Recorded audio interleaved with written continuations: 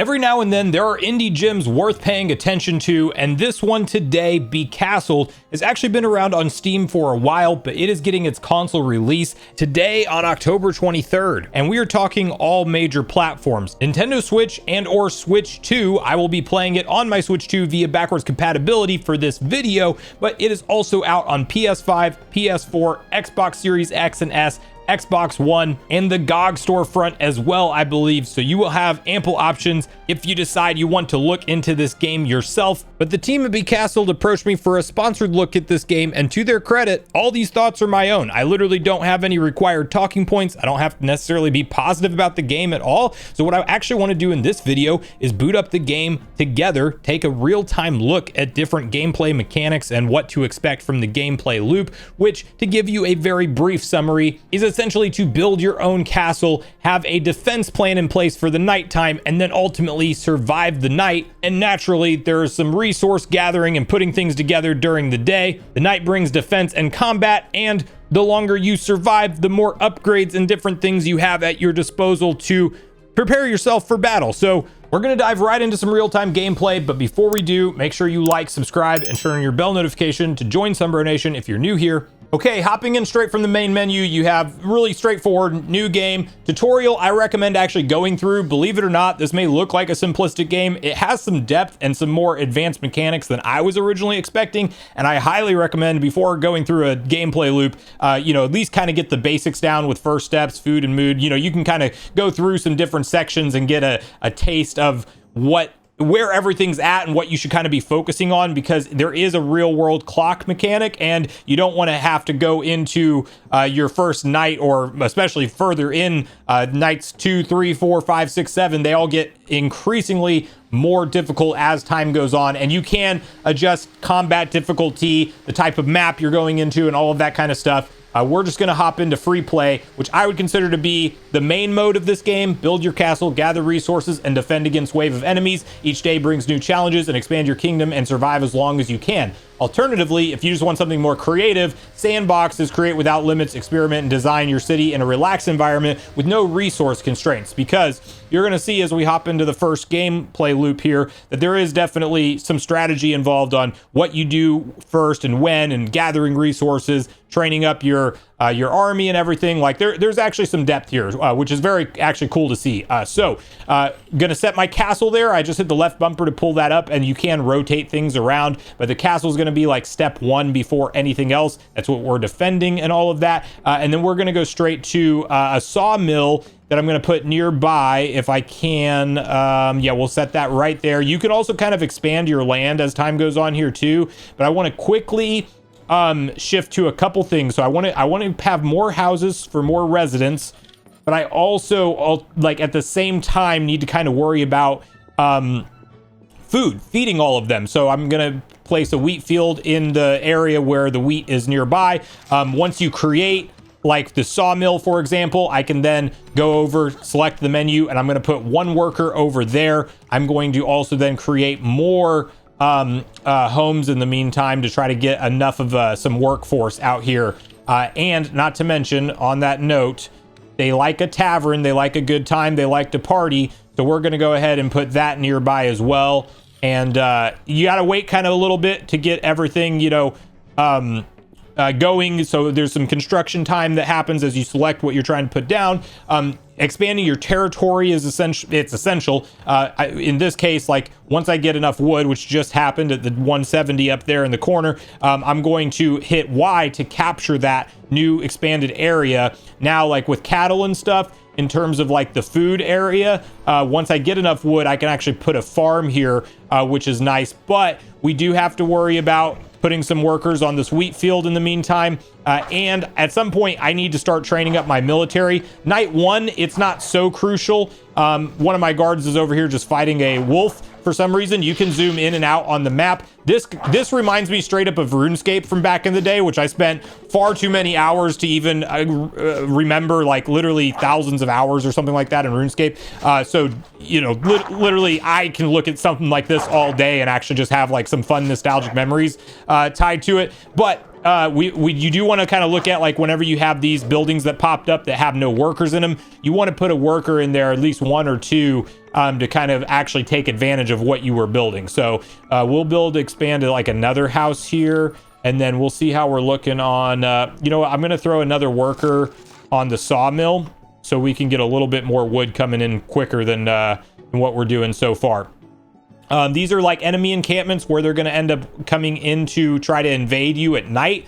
So again, we just want to be as prepared as possible as we go into the night one, and we'll see if our wood production can kind of ramp up here. We'll see if we can get enough to go ahead and build our first military base, and I'll kind of walk us through that. Now, all of this does also start to go become upgradable as time goes on, which is very nice. So that's something we'll kind of discuss in a moment. But first, I'm going to do a melee training camp now that I have the resources available for it.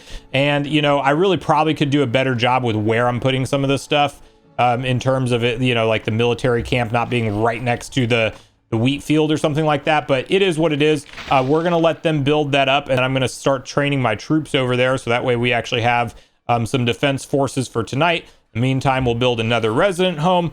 So this is kind of fun because it does have me kind of thinking strategically for what I want to do in what order, because I've definitely gotten into situations where I've prioritized the wrong things, let's say, and then you just have like your workers not really being too efficient. So I do actually like the aspect of the fact that you have to do things in a certain order to be more you know, to take full advantage of the gameplay loop and to get things done in time. And we are going to go ahead and build, I would like to get a sunstone workshop at some point because we can start to upgrade some more stuff, but we'll hold off on that for now and build another sawmill. And we are at 9 actual residents right now, which I believe is going to be enough for me to start making sure everybody's kind of staying busy. So let's see, we have 1 worker at the tavern currently. Yeah, we'll go ahead and ramp that up to 2. Which isn't super important. Well, yeah, I mean, we're not happy right now. We need to be happy. So the people need a break. They work for it. They earn it. They deserve it. I think we're okay on sawmill. Let me see. Oh, I do not have anybody working in this one. So we're going to go ahead and throw... I still have 3 available. So I need to be doing a lot more here. So we're going to go ahead and get a farm going. See if we found that area with the cows. Yep. And we will put that there. We're going to bring in some more food. And then this is the big important thing. So I'm going to start training up my military now. So you can basically send over the requests. They're going to come over here and train, and you're going to have that number of swordsmen and or like archers and stuff like that that you selected. So we're going to do the same thing for a range camp, and this is going to be essential for the nighttime. Now, I am working everybody pretty hard right now, and it seems like they're not super happy. So we're going to have to kind of look into that here in a moment because we're -1 on the smiley face up there that you see at the top. And you have your sundial. You can tell how much daylight and stuff you have left. So I'm going to prioritize military a little bit, but at the same time, do we have both people working at the tavern? Yes, we do. I think we might need more housing as well at this point. So we'll go ahead and, you know what, let's build one more tavern. That's what we're going to go ahead and do that. So that's going to make us a little bit happier. And I do think residents... We may need another house. We don't have the wood for it just yet. So we're expanding things here, but if you get the idea, I mean, it really does kind of quickly start to become where you're like, okay, hang on. Do I have what I need as I go into the night? And that's really what you got to focus on at the start of the game. So I'm training up my military. I'm trying to get as much as much of that stuff done as I can. And then we're going to see, look how we're doing here. So we have 5 swordsmen training right now. So as we roll into night here, we'll kind of go through that first gameplay loop of surviving the night. In this case, I needed to go select this tavern to actually bring somebody back over to work on it, but it is night, so they are actually going to all run back into their homes, and rightfully so. So let me get into the combat where I'm going to select all the troops, and I'm going to go ahead and send them down here. So... let me see where they're at over here. Did I not select them all? Oh, we went through. Okay.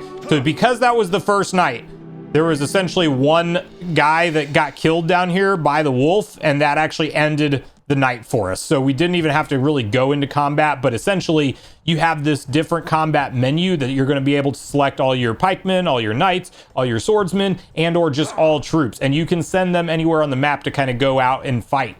That's what you really want to do in that combat scenario. And then, you know, now at this point, we have a whole nother day to kind of regroup. I'm going to try to expand to this and then go ahead and throw some additional resource gathering things down here. So the Sunset Workshop can be placed where the Sunstone is at. And now I'm going to have people that are starting to expand that. That's going to allow me to start to upgrade some of my various different buildings that are here and all of that. But you get the idea, a really kind of cool, fun gameplay loop. And it does take some strategy for how you're actually going into it. And not to mention, I mean, we've only barely scratched the surface of what's actually capable or what this game is possible, like what's possible in it, because you have, you know, castle walls you start to build. You literally start to expand, build an entire village, and you're out there, you know, defending it every night. And I just like the element of thought that comes into it, where you do have to be smart about how you're you know, focusing on your resources and stuff like that, and the different characters you have on screen, and making sure that everybody's staying busy. I tend to like this personally, so I've been having some fun with it.